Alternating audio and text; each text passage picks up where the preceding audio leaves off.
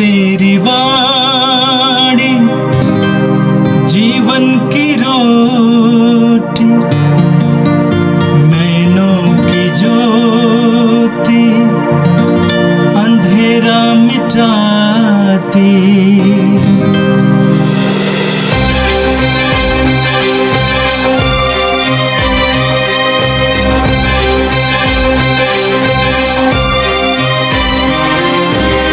प्रभु तेरी वाणी जीवन की रोटी, नैनों की ज्योति अंधेरा मिटाती। प्रभु तेरी वाणी जीवन की रोटी, नैनों की ज्योति अंधेरा मिटाती। वाणी वाणी वाणी वाणी वाणी पवित्र है, शाश्वत है, जीवन का मन्ना है। 18 अप्रैल सोमवार।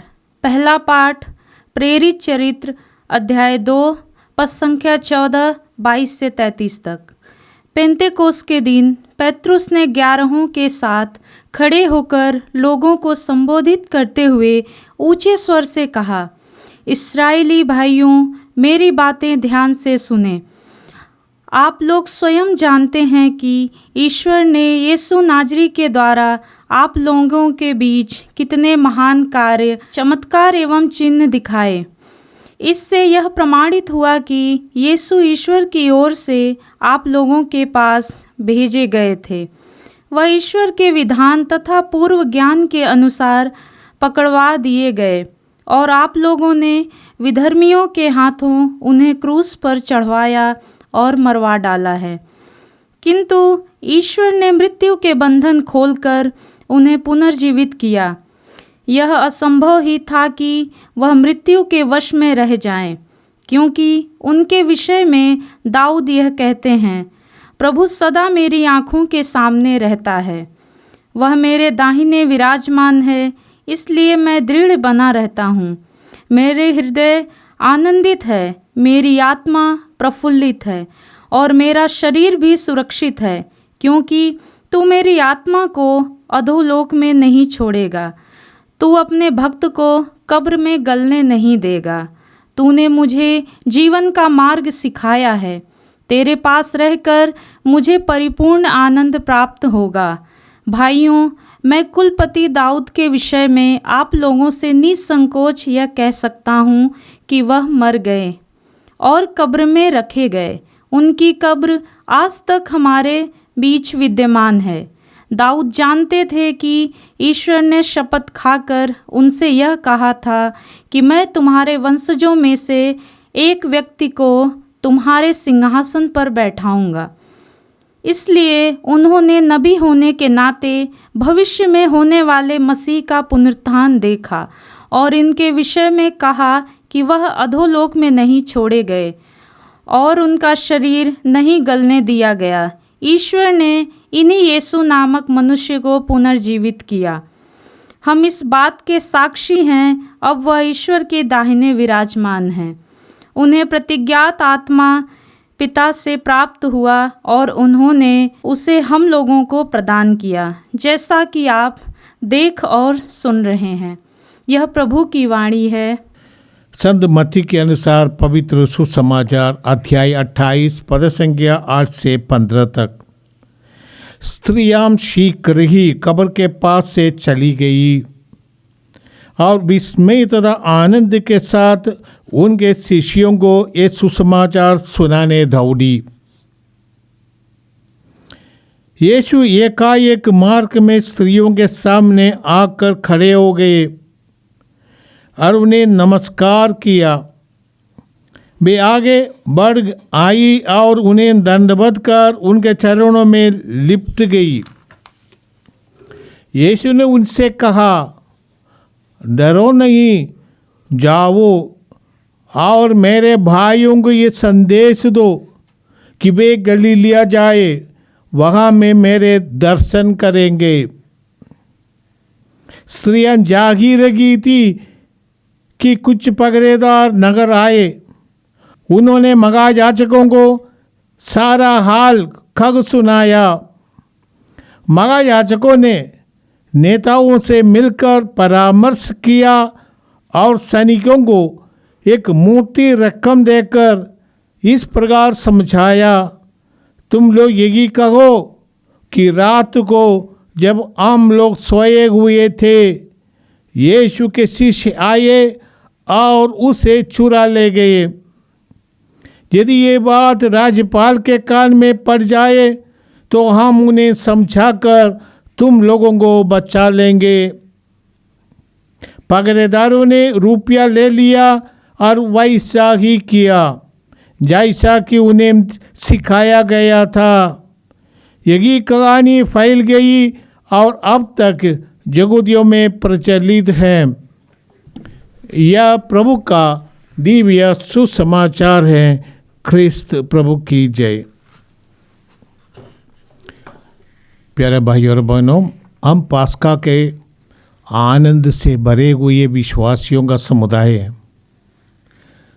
पुराने ज़माने में विशेष करके यूनानी विश्वासियों के बीच पास्का के त्यौहार मनाते और पास्का के इस अवधि में लोग एक दूसरे को ये संदेश देकर अभिवादन करते थे, जैसे हम लोग हर दिन करते जय यीशु की, उसी तरह वो लोग एक दूसरे को अभिवादन करते थे कि क्रिस्तोस अनेस्ती। क्रिस्तोस अनेस्ती का अर्थ है क्रिस्त जी उठे हैं। और प्रत्युत्तर में अभिवादन के रूप में वो लोग आपस जवाब देते हैं कि अलिथोस अनेस्ती, जी जरूर अवश्य क्रिस्त जी उठे हैं, जी सच में क्रिस्त जी उठे हैं। हमारा विश्वास का आधारशिला है कि प्रभु यीशु मृतकों में से जी उठे। आज के प्रथम पाठ में हम सुनते हैं पेतरुस को ये घोषणा करते हुए यहूदियों को अभिवादन करते हैं। ये घटना उस समय का है पंतकुस्ता के बाद, जब प्रेरितों के ऊपर पवित्र आत्मा का अभिषेक हुआ था। आत्मा का अभिषेक प्राप्त पेतरुस और उनके साथियों ने यहूदियों को अभिवादन करते हैं। पंतकुस्ता का दिन जो यहूदियों के मुख्य त्योहार में से एक है, इस त्योहार को मनाने के लिए यहूदियों के विश्वासी लोग उस समय के दुनिया के कोने कोने से वहाँ पर इकट्ठे थे, जिसके बारे में हम प्रेरितों के कार्यकलाप में पढ़ते हैं। 16 राष्ट्रों से लोग आए थे। अब पेतरुस और इन लोगों को अभिवादन करते हैं, और पेतरुस जरूर अरेमी की भाषा में बोला था, परंतु ये 16 राष्ट्रों से आने वाले लोग अपनी अपनी भाषा में सुन रहे थे कि पेतरुस क्या बोल रहे हैं। पेतरुस अपने 11 साथियों के साथ जूदस के बदले उन्होंने मत्तियास को चुना था, जिन्होंने यीशु के सुसमाचार की घोषणा के शुरू से ही प्रेरितों के साथ थे। उन्होंने सब कुछ देखा सुना, ऐसे एक व्यक्तियों को उन्होंने चुना था चिट्ठी लाद के। और इन 11 के साथ पेतरुस यहूदियों को अभिवादन करते हैं। विषय है यीशु मसीह, जिन्हें ये लोग देखे हैं, सुने हैं, और शायद उनमें से कुछ ऐसे लोग होंगे जिन्होंने यीशु के किसी न किसी चमत्कार का दर्शी है, या और कुछ भी ऐसे भी लोग हो सकते हैं जिन्होंने यीशु को क्रूस देने के लिए चिल्लाया था। ऐसे लोगों के सामने पेतरुस बोलते हैं कि आप लोग जानते हैं यीशु मसीह, जिन्हें ईश्वर ने अभिषेक देकर मसीह बनाकर, मुक्तिदाता बनाकर यहूदियों के बीच में भेजा था। ईश्वर की प्रतिज्ञाओं के अनुसार वे पकड़वाए गए और गैर विश्वासियों के हाथ सौंपे गए, रोमियों के हाथ सौंपे गए, और रोमियों ने उनको क्रूस पर चढ़ाया था। ये सब आप लोगों के बीच हुआ है। ऐसे यीशु को ईश्वर ने मृतकों में से फिर से जीवित कर ये साबित किया कि वही आने वाले मसीह है, और इस सब के लिए हम लोग गवाह हैं। पेतरुस कहते हैं ये सब इसलिए होगा जो प्रतिज्ञाएं ईश्वर ने अपने नबियों के द्वारा किया था। और पेतरुस आज उनके सामने दाऊद द्वारा दिया गया उस शास्त्र का हंस एक पाठ सुनवाते हैं। उस पाठ में नबी दाऊद भविष्यवाणी करते हुए ये कहते हैं कि प्रभु सदा मेरी आंखों के सामने रहता है, वह मेरे दाहिने विराजमान है, और मेरा हृदय आनंदित है, मेरा आत्मा प्रफुल्लित है, और मेरा शरीर भी सुरक्षित रहेगा, क्योंकि तू मेरी आत्मा को अधोलोक में नहीं छोड़ेगा। तू अपने भक्त को कब्र में गलने नहीं देगा। तूने मुझे जीवन का मार्ग दिखाया, तेरे पास रहकर मुझे परिपूर्ण आनंद प्राप्त होगा। दाऊद के वंश में जन्म लेने वाले प्रज्ञात उस व्यक्ति के बारे में है। मुक्तिदाता दाऊद के गोत्र में, दाऊद के वंश में जन्म लेंगे, यहूदियों का विश्वास है। और उस मुक्तिदाता के बारे में दाऊद यीशु के पूर्व लगभग 1000 वर्ष पहले ही भविष्यवाणी करते हैं कि उन्हें ईश्वर कब्र में गलने नहीं देगा। साधारण व्यक्ति मरने के बाद, दफनाए जाने के बाद वो कब्र में गल जाता है। दाऊद मर गए और दफनाए गए, लोग जानते हैं उनका कब्र अभी भी यरूशलेम में है। पेतरुस कहते हैं दाऊद तो मर गए और उनका कब्र हमारे बीच है, परंतु वो जी उठकर नहीं आया। जो भविष्यवाणी दाऊद करते हैं वो यीशु मसीह के बारे में है। यीशु मसीह मृतकों में से जी उठा, उसका प्रमाण हमें मिलते हैं प्रेरितों के गवाही से। प्रेरित लोग ऐसा लोग नहीं थे कि वो विश्वास करने वाले थे कि यीशु मृतकों में से जी उठेंगे। ये डरपोक लोग, यीशु जो पकड़े गए अपनी जान बचाने के लिए भाग गए लोग, उन लोगों को यीशु फिर से पुनर्जीवित होकर दर्शन दिए थे। एक बार नहीं, बार बार दर्शन दिए थे। उनके विश्वास को दृढ़ किया था। उनमें से जैसे थॉमस से जो विश्वास करने से इनकार किया, जब तक मैं उनको नहीं देखूंगा और उनको खाओं में अपनी अंगुली डालकर मैं ये समझ लूँगा कि यही यीशु है जो मारे गए हैं। ऐसे प्रेरित ये लोग आसानी से विश्वास करने वाले नहीं हैं। आज के सुसमाचार में हम देखते हैं कि पुनरुत्थान के दिन, सप्ताह के प्रथम दिन अर्थात रविवार का दिन बड़ी सुबेरे स्त्रियां कब्र पर गई है। वो लोग जानती थी कि यीशु कहाँ दफनाए गए हैं। वो लोग यीशु का विलेपन करना चाहती थी, इसलिए सुगंध द्रव्य लेकर जा रही थी, क्योंकि जब यीशु दफनाए गए उस समय उनका अभिषेक नहीं हुआ था, क्योंकि ये जल्दीबाजी में उनका दफन हुआ था, क्योंकि विश्राम का दिन शुरू होने वाला था। विश्राम का दिन शुरू होता है शुक्रवार के सूर्यास्त के पहले की 4 बजे 4:30 बजे ऐसा समय में शुरू होती है। इसीलिए वो लोग विश्राम के दिन के पहले ही यीशु को दफना दिया। यीशु लगभग 3 बजे मरे थे, जल्दीबाजी में उनका दफन हुआ था। इसलिए स्त्रियां यीशु के कब्र पर जाकर विलेपन करना चाहती थी, क्योंकि यीशु का सम्मान देना है। यहूदी परंपरा के अनुसार मृत शरीर का विलेपन होता है, क्योंकि ये यहूदी अधिकांश यहूदी विश्वास करते हैं पुनरुत्थान पर, और मृत शरीर का विलेपन करने एक धर्म की बात है। ये एक महान सेवा समझते हैं।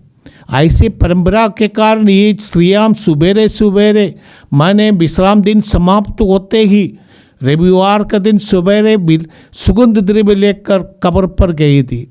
और हम जानते हैं कि उन लोगों ने देखा था कब्र की जो बड़ा पत्थर रखा था वो निकाला गया है, और डर के मारे ये लोग भाग गए थे।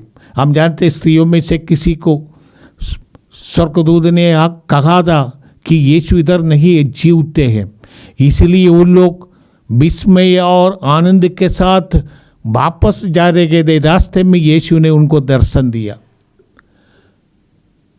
सभी सुसमाचार लेखक ये सत्य को हमारे सामने रखे हैं। स्त्रियों ने सबसे पहले यीशु को देखा है। सब लोग जानते हैं यरूशलेम में यीशु का कब्र अभी खाली है। ये दो सत्य सभी लोग जानते हैं। यरूशलेम का सब लोग जानते हैं कब्र खाली है। वहाँ पर ये लोग पगरेदार को रखा था। पगरेदार जिम्मेदार है। एक खाली होने के उनकी जिम्मेदारी है, इसलिए उन लोगों को बचाने के लिए एक कहानी सुनाई जाती है कि प्रेरितों ने रात को आकर यीशु का शव उठाकर ले गए और ऐसी कहानी यहूदियों में फैला दिया है। इसका विवरण आज के ग्रंथ पाठ में हमने सुना है। यीशु के पुनरुत्थान को नकार करना चाहने वाले कई प्रकार की कहानी उस समय और आज भी मरते हैं। कुछ लोग कहते हैं कि जैसे हमने सुना यीशु के शिष्य रात को आकर उनका शव ले गए। दूसरे लोग कहेंगे यीशु मरे नहीं था, आधा मरा था और ये कब्र में रखे गए, बेहोश की स्थिति में था और इसके बाद वो उड़कर भाग गए।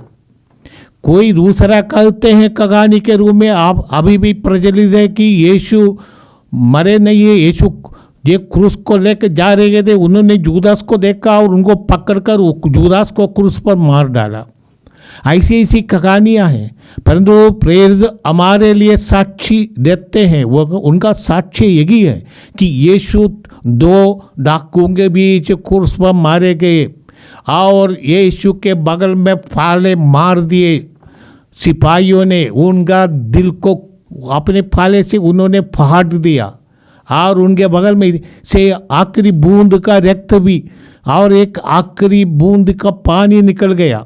प्रेरितों ने ये सब देखा था और यीशु दफनाए गए थे। प्रेरित वो काम पर नहीं थे, केवल जॉन को छोड़कर कोई भी क्रूस के नीचे नहीं था। दूसरे सब अपने जान बचाने के लिए भाग गए थे। ऐसे लोगों यीशु के लिए अपने जान देने के लिए तैयार हो गए।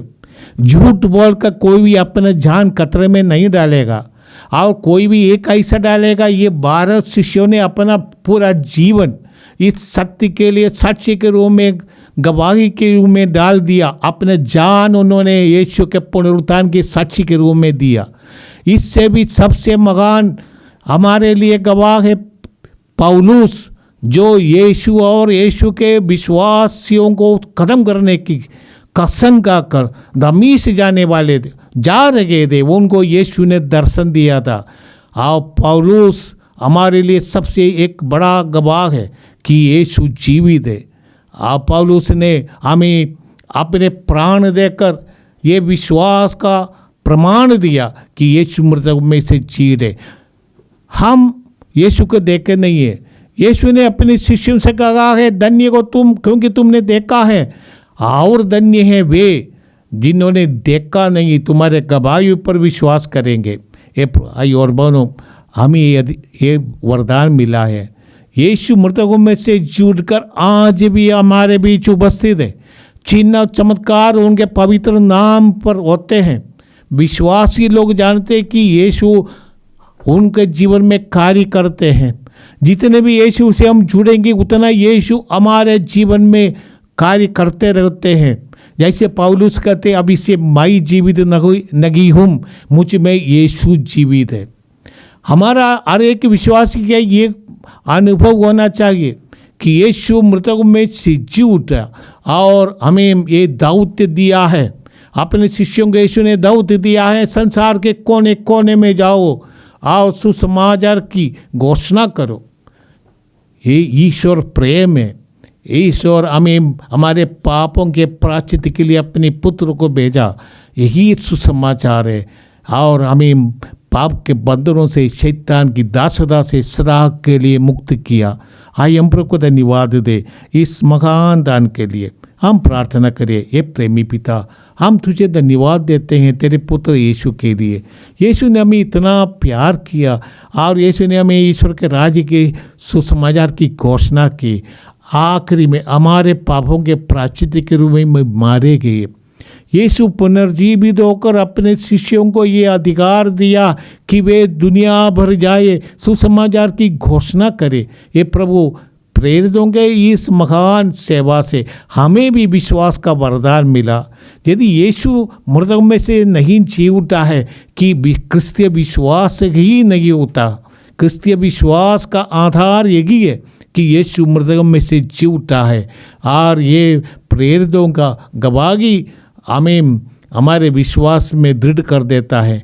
ये प्रभु तूने मृतकों में से जी उठकर हमें अपने क्रूस, अपनी कठिनाइयों को सहने में शक्ति प्रदान किया है, क्योंकि हम जानते हैं ये नश्वर शरीर, जैसे पौलुस अपने कुरिन्थियों के नाम पत्र में लिखा है कि यीशु मसीह यदि मृतकों में से नहीं जी उठा है तो हमारा विश्वास बेकार है, परंतु यीशु मसीह जी मृतकों में से जी उठा है। उसका एक गवाह पौलुस है जो दमिश्क के रास्ते में यीशु से मिला था। ये प्रभु प्रेरितों की इस गवाही के लिए और विश्वास के वरदान के लिए जो हमें मिला है, हम तुझे धन्यवाद देते हैं। ये प्रभु हमारे विश्वास को बढ़ाए, हमारे जीवन में पुनर्जीवित यीशु की शक्ति प्रदर्शित हो जाए। ये प्रभु तेरी इस महान कृपा के लिए हम तुझे धन्यवाद देते हैं, हमारे प्रभु क्रिस्त के द्वारा, आमीन।